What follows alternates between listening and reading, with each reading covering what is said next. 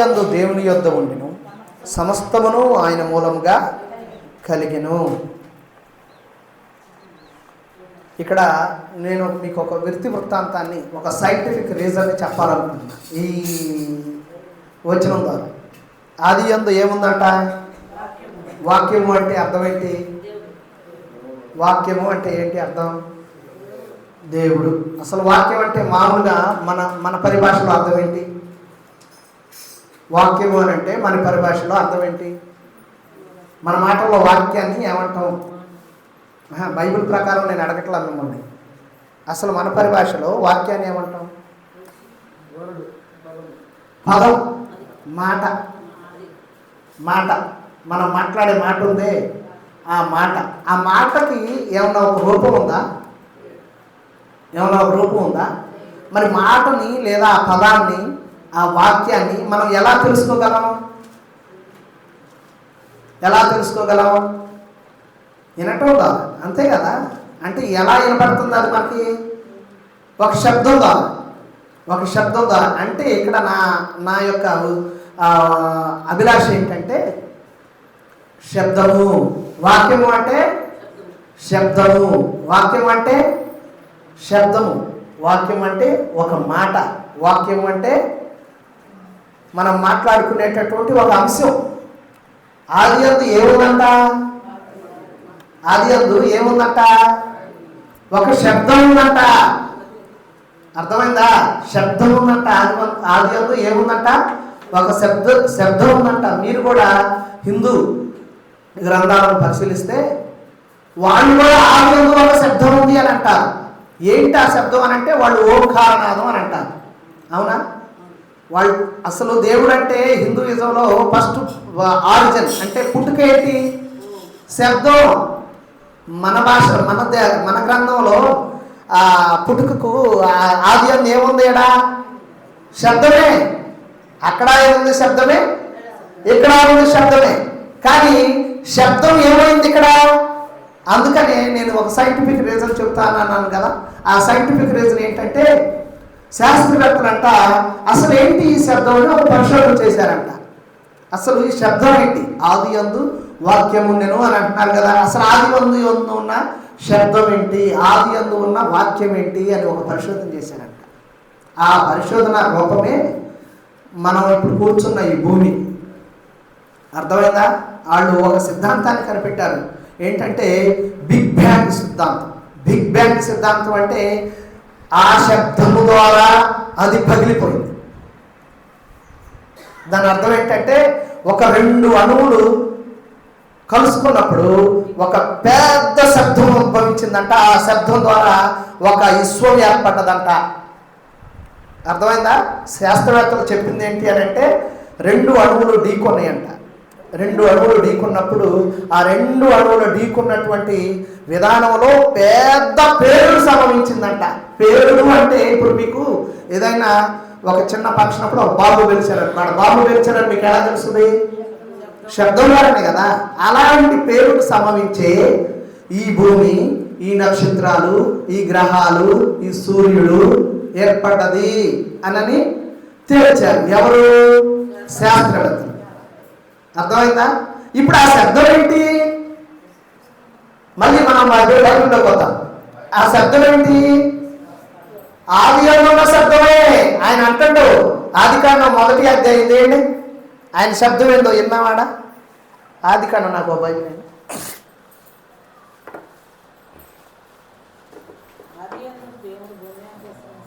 ఆది యందు దేవుడు భూమి ఆకాశములను సృజించెను.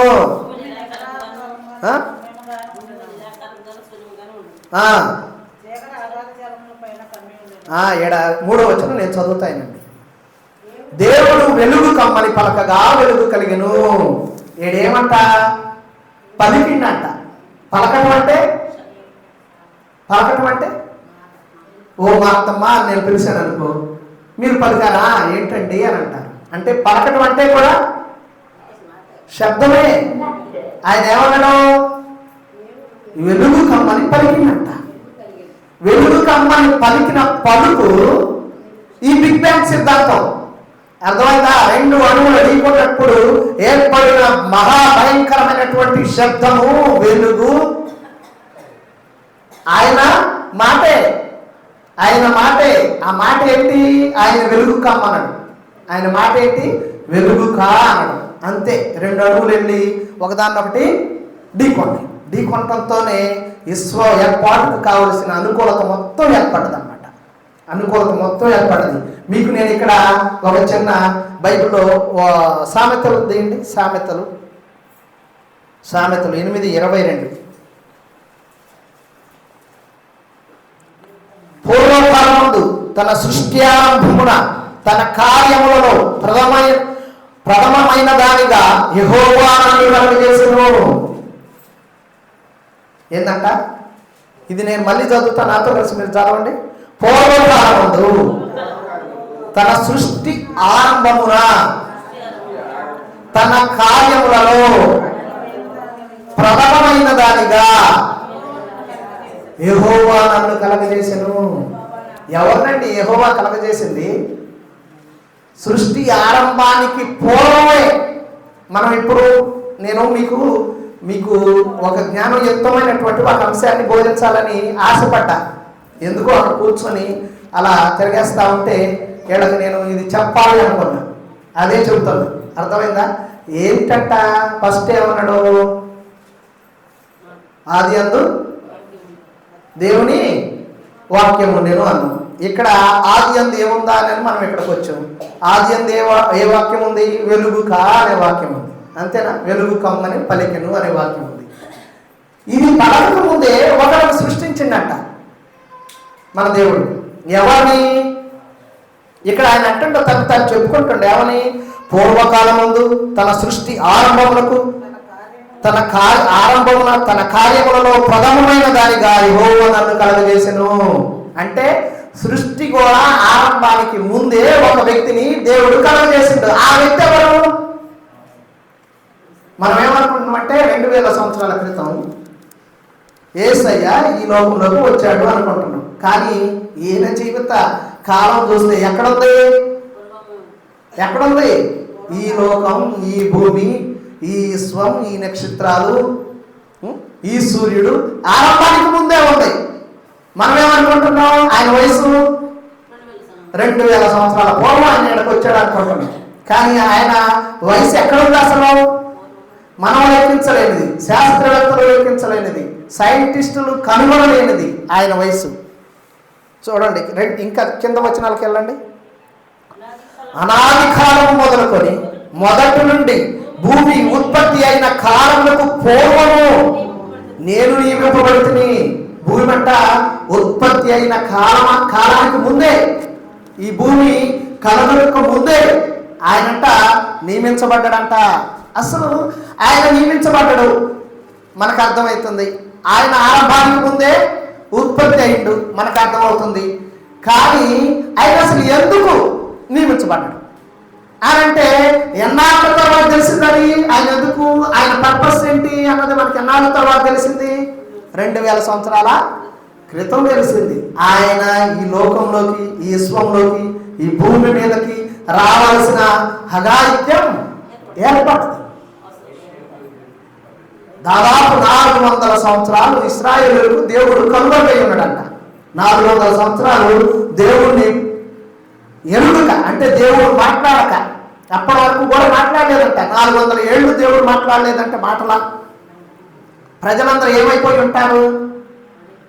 దాదాపు దేవుడిని మర్చిపోయి ఉంటారు. అంతే కదా? దేవుడు మాట్లాడలేదు అని అంటే ఏమైపోయి ఉంటారు? దేవుడిని మర్చిపోయి కొంతమంది ఎక్కడో ఉండుంటారు. ఏమని? ఆయన వస్తాడు, అందుకే ఆయన అంటాడు మెస్సియా వస్తాడు, మెస్సియా వస్తాడు, మెస్సియా వస్తాడు అని వాళ్ళలో వాళ్ళు కొన్ని కుటుంబాలు ప్రార్థించేయంట. మెస్సియా వచ్చాడా? మనం కొత్త నిబంధన మొదటి అధ్యాయాల్లో చదువుతుంటే ఈయన ఎవరు అని అంటే మెస్సియా అని శిష్యులు అంటారు. ఈయన ఎవరు అని అంటే ఆ బావి దగ్గర స్త్రీ ఏమంటుంది? మెస్సియా అంటుంది. అంటే వాళ్ళకి ఎవరు కావాలి? మెస్సియా కావాలి. వాళ్ళ ఆశ ఏంటి? మెస్సియా కోసం ఎదురు చూసే జనాంగం అది. అటువంటి జనాంగానికి ఆయన ఉద్భవించినటువంటి రోజే ఈరోజు మనకు అవసరమేనా? ఆ బావి దగ్గర స్త్రీ ఏమంటుంది? ఆ బావి దగ్గర స్త్రీ ఏమంది? బావి దగ్గర స్త్రీ ఏమంటుంది? నేను మెస్సియాను కనుగొన్నాను. ఎవరు కనుగొన్నాను? మెస్సియాను కనుగొన్నాను అంటుంది. ఆ మెస్సియా ఎవరు? ఈయనే, రక్షకుడైన యేసయ్యే. అందుకే సృష్టి ఆరంభానికి ముందే ఉన్న మన దేవుడు. ఇంకా ఆ 3వ వచనం కూడా చదవండి, సామెతల్లోది 24. ప్రవాహ జలములు లేనప్పుడు, నీళ్లతో నిండిన ఊర్వలు లేనప్పుడు నేను పుట్టి తిని. అంటే భూమి మీద జలములు లేనప్పుడు, భూమి మీద సముద్రాలు లేనప్పుడు, భూమి మీద పశు పక్షాదులు జీవము లేనప్పుడు ఆయన పుట్టాడు. పర్వతములు స్థాపింపబడే వరకు, కొండలు పుట్టక మునుపు, భూమిని దాని మైదానములను ఆయన చేయక మునుపు, నేల మట్టిని రవ్వంతయు సృష్టింపక మునుపు నేను పుట్టి తిని. ఆయన ఎప్పుడు పుట్టినట్ట? అసలు కనీసం ఈ భూమికి ఆనవాళ్లే లేనప్పుడు ఆయన పుట్టాడు. శాస్త్రవేత్తలు కష్టపడి ఎన్నో ఆ పరిశోధన చేయాలి అని అంటే, బిగ్ బ్యాంగ్ పరిశోధన చేయటం కోసం భూమి కింద దాదాపు 2 కిలోమీటర్ల గొయ్యిని తవ్వారంట. బిగ్ బ్యాంగ్ పరిశోధన చేయటం కోసం 2 కిలోమీటర్ల గొయ్యిని అంటే 2 కిలోమీటర్లు అంటే ఫర్ ఎగ్జాంపుల్ మీ ఊరు ఉంది కదా, కొత్తపాలెం, ఇక్కడ నుంచి 2 ఉంటుందా? అంతే. అంటే అది అలా లోతుకి ఒక ఏర్పాటు చేసి అక్కడ ఒక పైపు లైన్ ఏర్పాటు చేసి ఆ పైపులో 2 అడుగులను ఢీకొట్టారంట. మనం అది ఆ బిగ్ బ్యాంగ్ సిద్ధాంతాన్ని పరిశోధిస్తే మనకు అర్థమయ్యేది. అంటే వాళ్ళకి ఎంత భయం పుట్టింది? ఒకవేళ ఆ యొక్క అణు విస్ఫోటనం అనేది భయంకరంగా వస్తే భూమి నాశనం అయిపోద్దేమోనని ఇక్కడ పరిశోధన చేసే చిన్న పరిశోధనకే అంత భయపడ్డారు. ఆయన యొక్క స్థానం ఎలా ఉంది? ఈ భూమిని, ఈ యొక్క విశ్వాన్ని, నక్షత్రాలను, ఇంకా కింద చదివితే నాకు బాగా ఆశ్చర్యమైన మాట ఇంకోటి కూడా కింద ఉంది చూడండి. ఆయన ఆకాశ విశాలమును స్థిరపరిచినప్పుడు, మహాజలముల మీద మండలమును నిర్ణయించినప్పుడు నేను అక్కడ ఉంటిని. ఆయన పైన ఆకాశమును స్థిరపరిచినప్పుడు, జలధారను ఆయన బిగించినప్పుడు, జలములు తమ సరిహద్దులు మేరకుండానట్లు ఆయన సముద్రమును పొలిమేరలు ఏర్పరిచినప్పుడు, భూమి యొక్క పునాదులు నిర్ణయించినప్పుడు నేను ఆయన యొద్ద ప్రధాన శిల్పినై అనుదినము సంతోషించుచు నిత్యము ఆయన సన్నిధిని ఆనందించుచుంటిని. హల్లెలూయా! ఎంత పురాతనమైన దేవుడు మన దేవుడు. అర్థమైందా?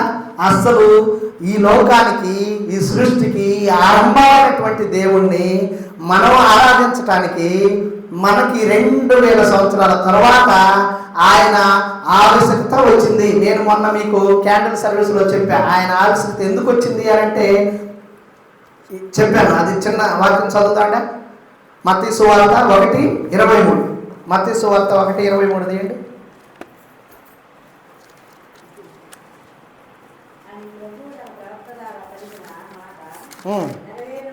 నెరవేరినట్లు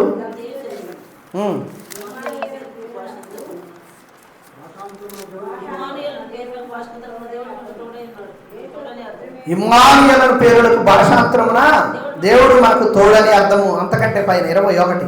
ఆమె యొక్క కుమారుని కనును తన ప్రజలను వారి పాపము నుండి ఆయనే రక్షించును కనుక ఆయనకి యేసు అని పేరు పెట్టదు అనెను. ఆయనకి యేసు అని పేరు పెట్టదు అనెను. ఆమె యొక్క కుమారుని కనును తన ప్రజలను వారి పాపము నుండి ఆయనే రక్షించును. ఇట్టి మహోన్నతమైనటువంటి దేవుడు, భూమి పుట్టక ముందే పుట్టిన దేవుడు, విశ్వాంతరము వ్యాపించక ముందే ఉన్న దేవుడు, సముద్రాలకు సరిహద్దులు ఏర్పరిచిన దేవుడు, ప్రధాన శిల్పి అయి ఉన్నటువంటి దేవుడు ఎందుకు రావాల్సి వచ్చిందట? దాని పర్పస్ ఇక్కడ చూడండి. ఏమంటాడు? వారి పాపముల నుండి ఆయనే రక్షించును. అంటే పాపాల నుండి మనల్ని రక్షించడానికి, మన పాపాలను పరిహరించడానికి, మన రోత పాత జీవితాలను ఆయన కడిగి వేయటానికి, ఆయన సృష్టి ఆరంభానికి సృష్టికి మూలమైన దేవుడు మనకి ఈరోజు రావాల్సిన అవసరం ఏర్పడింది. కారణం ఏంటి? ఆదికాండంలో కారణం ఏంటి? ఆయన ఎందుకు వచ్చిన దాంట్లో ఆదికాండంలో చూడండి, మన పోలిక చొప్పున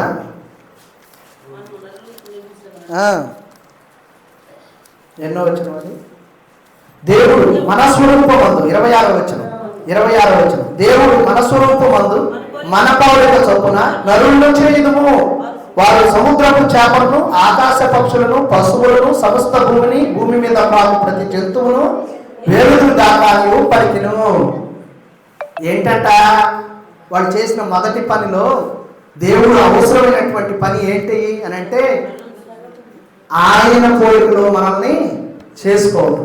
మనం ఏమనుకుంటున్నామంటే, నేను మా నాన్న పోలికలో, మీరు మీ నాన్న అమ్మ పోలికల్లో ఉన్నారనుకుంటున్నాం. కానీ వాస్తవంగా మనం ఎవరి పోలికై ఉన్నాం?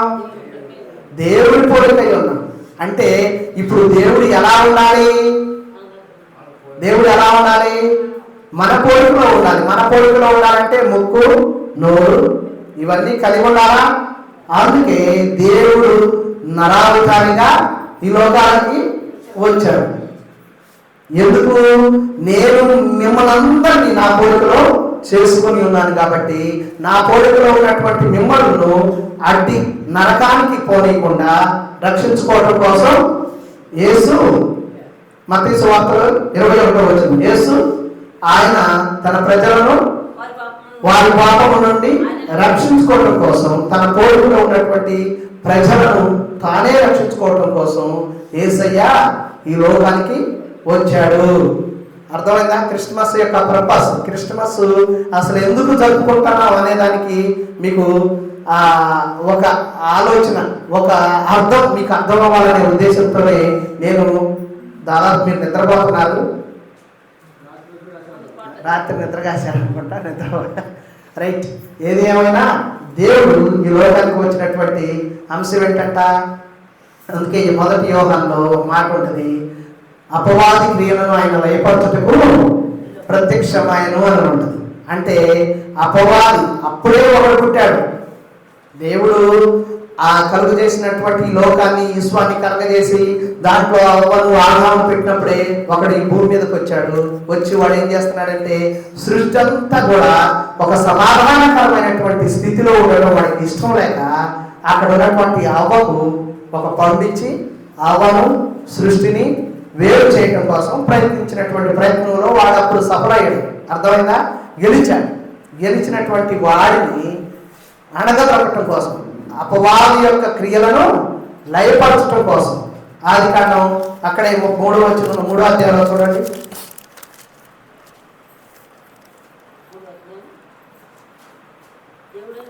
ఆరో వచనం, స్త్రీ ఆ వృక్ష ఆహారము మంచిదనియు, కనులకు అందమైనదనియు, వివేకమిచ్చు రమ్యమైనదనియు ఇండుట చూసినప్పుడు ఆమె దాని ఫలంలో కొన్ని తీసుకొని తిని తనతో పాటు తన భర్తకు ఇచ్చెను, అతడు కూడా తినెను. వారి ఇద్దరి కనులు తెరవబడెను. ఏమంటున్నాడు? ఆడు ఆ వృక్షం గురించి, ఆ ఫలం గురించి బాగా వివరించిండు. అసలు అది ఎంత అద్భుతమైన ఫలమో, నువ్వు తినకుండా ఎన్ని తింటున్నావు కానీ అది తింటలేదు. మనకి ఏదైతే చేయొద్దనమో అది చేయటమే మనకిష్టం. అవ్వ నుంచి ఆదా నుంచి మనకు వచ్చిన వారసత్వం అది. మనం ఏమంటాం, అరే అక్కడికి వెళ్ళొద్దురా అని అంటాం. మాకు మా చిన్నప్పుడు మా అమ్మ చెప్పేది ఏమని, అరే ఆ బాక్సులో అంటే డబ్బాల్లో పంచదార ఉందిరా, ఆ డబ్బాల్లో అవి ఉన్నాయిరా, మీరు వాటిని మాత్రం తినొద్దురా, జలుబు చేస్తుందిరా అని చెప్పిపోయింది. మా పని ఏంది? ఆ డబ్బాల్లో తీసి తినటమే మా పని. అంటే మన యొక్క మానవ స్వభావం ఏంటి? ఏది చేయొద్దు అంటామో అది చేయటమే మన మానవ స్వభావం. దైవ స్వభావం ఏంటి? దాన్ని మార్చడం. అర్థమైందా? దైవ స్వభావం ఏంటి? నువ్వు నీ యొక్క స్థితిలో పడిపోకుండా దైవ రీతిలో, అంటే దేవుడు ఎటువంటి సంకల్పంతో మనల్ని ఆయన రక్షించాలనుకుంటున్నాడో అటువంటి నీతియుక్తమైనటువంటి స్వభావంలోకి మనం అందుకనే భక్తుడైన దావీదు అంటాడు, ప్రభువా నేను నీతిమంతుడిగా ఉండాలి అన్నా ఉండలేకపోతున్నా, నా నీతి మురికి గొడ్డవలే నీకు అగపడుతుంది అంటాడు. మనం అనుకుంటాం మన నీతి కార్యాలు ఒక్కోసారి మనకు చాలా మంచి చేస్తవి అని. మనం నీతి, నేను ఆ అమ్మాయి పడ్డది, నన్ను 10 రూపాయలు అడిగింది, నేను ఇచ్చాను, ఈరోజు ఒక ధర్మం చేశాను, 10 మందికి నేను అన్నదానం చేశాను, 10 మందికి నేను వస్త్రదానం చేశాను, 10 మందికి నేను అక్కడ స్కూల్లో చేర్పించాను. ఇలా మనం ఎన్నో చెప్పుకుంటాం. మీరు గమనిస్తే అన్ని మతాల్లో కూడా వాళ్ళు చెప్పేటటువంటి ఒక ధర్మం ఏంటి అని అంటే, ఇతరులకు పెట్టండి, ఇతరులకు చేయండి, ఇతరులకు చేయండి అని అంటారు. వాస్తవమే, అది చేయటం మంచిదే. కానీ అది కూడా మనల్ని ఏం చేయలేదంట, రక్షించలేదు. అది కూడా మనల్ని రక్షించలేదు. మీరు గమనించాల్సింది ఏంటంటే, రక్షించేటటువంటి ఏకైక ఒకే ఒక మార్గం ఏంటి అని అంటే, అది కేవలం యేసు మార్గం మాత్రమే. అర్థమైందా? ఆ మార్గంలో ఆయన్ని అనుసరిస్తూ మనం వెళితేనే ఈ నిత్య అగ్ని నుంచి మనము, అందుకే ఏమంటాడంటే, ఒకని కన్ను నీ సహోదరుడు అగ్నిలో పడవేయట కంటే వాడి కాలు కానీ చెయ్యి కానీ పోవడం మీద అంటాడు. అంటే ఒకడిని అగ్నిలో నుంచి లాగునట్టు మనం ఎలా లాగాలంటే మనుషుల్ని అగ్నిలో నుంచి లాగినట్లు ఈ క్రైస్తవ్యంలోకి లాగాలి. మనం కేవలం మనం విని వెళ్ళి నేను విన్నాను, వచ్చాను, అయ్యగారు చెప్పాడు, నేను పడుకుంటున్నాను, లెగుస్తున్నాను అని అంటాం కాదు. మనం ఒకరిని అగ్నిలో నుంచి లాగినట్టు లాగాలంట. అంటే మీరేం చేయాలి? విశ్వాసుల్ని పెంచాలి. వాళ్ళ అగ్నిలో కాలటం, నిత్యం వాళ్ళు నరకంలో తగలబడటం మనకి ఇష్టమా? ఇప్పుడు మన సహోదరుడు రసించడం మనకి ఇష్టమా? మనం చెప్పాలి, అయ్యా ఇది నరకానికి వెళ్ళే మార్గం, నువ్వు మంచిగా ఉంటాను అనుకుంటున్నావు, అబద్ధాలు ఆడట్లేదు అనుకుంటున్నావు, నేను నీతిగానే ఉంటున్నాను అనుకుంటున్నావు, కానీ నువ్వు అనుసరించే మార్గం మాత్రం కరెక్ట్ కాదు అని మనం వాళ్ళకి బోధించి, మీరు అలా చేస్తే ఈ యొక్క ఆవరణ ఈ పాటికి ఎప్పుడో నిండేదే. అర్థమైందా? కాబట్టి ఒకటి అగ్నిలో నుంచి లాగినట్లు మీరు లాగాలి. ఈ రోజు నుంచి మనం ఎటువంటి తీర్మానంలోకి వెళ్ళాలి అని అంటే, అవును నా సహోదరుడిని, నా సమీప బంధువుని, నా ఇంటి ప్రక్క వారిని నేను ఒకరిని అగ్నిలో నుంచి లాగినట్టు లాగుతా. అగ్నిలో ఒకటి కాలబడటం మనకి ఇష్టమా? కాదు కదా. అలానే ఆ నరకానికి వెళ్ళేటటువంటి మార్గాన్ని అనుసరించే ప్రతి ఒక్కరిని కూడా ఈరోజు మనం నిత్య జీవం వైపు, యేసు మార్గం వైపు లాగుటకు ఆయనను ఈ రోజు నుంచి క్రీస్తు జన్మ మన ఇంట్లోనే పుట్టడం కాదు, ఎవరింట్లో పుట్టాలి? పక్కింట్లో కూడా పుట్టాలి. పుడితేనే క్రైస్తవ్యానికి అర్థమైందా?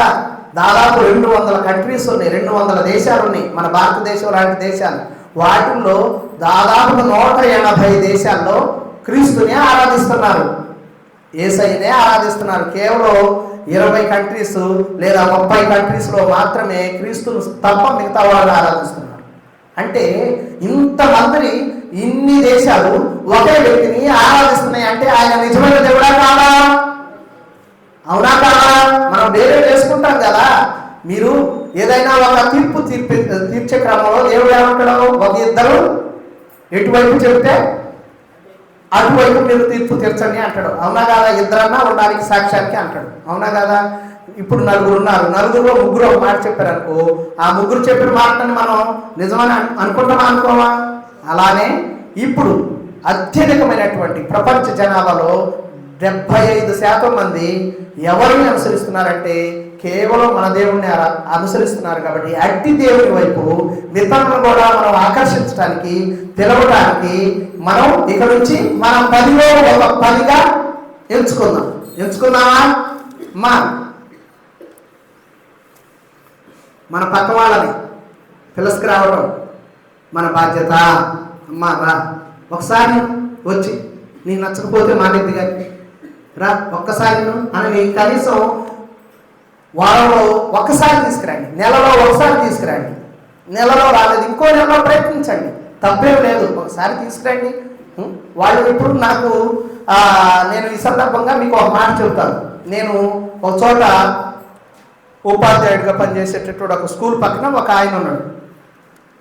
ఆయన చౌదరీసి అంటాడు, నా దగ్గరకు వచ్చి మాస్టారు మీరు కలిగిన దేవుడు, మీరు ఆరాధించే దేవుడు భలే గొప్పోడండి. ఏమంటాడు? భలే గొప్పోడండి. అసలు అంత మంచి దేవుడు మీకెట్ట దొరికిందండి? ఆయన నాతో అంటాడు, అంత మంచి దేవుడు మీకు ఎట్ట దొరికిందండి అని అంటాడు. మరి ఏమైందయ్యా మంచి దేవుడు భలే దేవుడు అని నువ్వే అంటున్నావు కదా, రావచ్చుగా అన్నా. ఏమోనండి, వస్తే మాత్రం వీళ్ళందరూ ఏమనుకుంటారో అని రాలేకపోతాను. అంటే వాళ్ళ హృదయంలో కూడా ఉంటుంది, ఈ దేవుడు నిజమైన దేవుడు, ఈ దేవుడు నీతివంతమైన దేవుడు, ఈ దేవుడిని మనం అనుసరిస్తే నిత్య జీవానికి వెళ్తాం అని వాళ్ళ హృదయంలో ఆల్రెడీ ఉంటుంది. కానీ వాళ్ళని ప్రోత్సహించే వాళ్ళు ఎవరు లేక అక్కడే ఉంటున్నారు. కాబట్టి మనమందరం కూడా ఒక తీర్మానాన్ని ఈ 2025 డిసెంబర్ 25 తీర్మానం ఏంటి అని అంటే, నాతో పాటు ఇంకొంతమందిని కల్వరి కృప మెస్సియా మినిస్ట్రీస్ ఆరాధనా మందిరానికి తీసుకొస్తాను అనే ఒక తీర్మానం చేసుకున్న వాళ్ళు చెయ్యొద్దండి. నాతో పాటు కనీసం ఒకళ్ళని చెయ్యొద్దమ్మా, తేరా ఎత్తండి. ఒకళ్ళనన్నా నాతో పాటు ఒకళ్ళని తీసుకొస్తా అన్నవాళ్ళు చెయ్యొద్దండి. ఏమి తీర్మానం చేసుకోలేకపోతున్నాడు? వస్తాను రావాలనే భయం. నువ్వు ప్రార్థన చేసుకుని అడుగు. అడగాల్సిన సమయంలో మామూలుగా అడగొద్దు. నువ్వు ఇంట్లో ప్రార్థన చేసుకో, నేను పలాని పొలం దగ్గరికి వెళ్తున్నా, లేదా పలాని పుష్పం దగ్గరికి వెళ్తున్నా, వెళ్ళే ముందు ప్రభువా ఆ అమ్మ మనసుని మార్చండి, నాతో పాటు ఆటో ఎక్కేటట్టు చేయండి. చిన్న ప్రార్థన అంతే. ఆ ప్రార్థన చేసుకుని అడుగు, ఆమె ఎక్కితో ఎక్కదో చూడు. అటువంటి తీర్మానాన్ని చేసుకుందామా? మరి ఇప్పుడు ఎక్కడ చెయ్యి, ప్రార్థన చేసి అడగండి. ఇంకా రాకపోవటం అనేది వాళ్ళ చిత్తం, వాళ్ళ ఇష్టం. మీరు ప్రార్థన చేసుకొని అడగండి, తప్పేం లేదు. Okay okay, thank you. ఈ అవకాశం ఇచ్చినటువంటి అయ్యగారికి కూడా నాకు ప్రత్యేకమైనటువంటి వందనాలు తెలియజేస్తూ, ఇట్టి మెసేజ్ని ఇప్పటి వరకు ఓపెన్గా మీరు విన్నందుకు మీకు కూడా ప్రత్యేకమైన కృతజ్ఞతలు తెలియజేస్తూ ముగించుకుంటున్నాను. Thank you.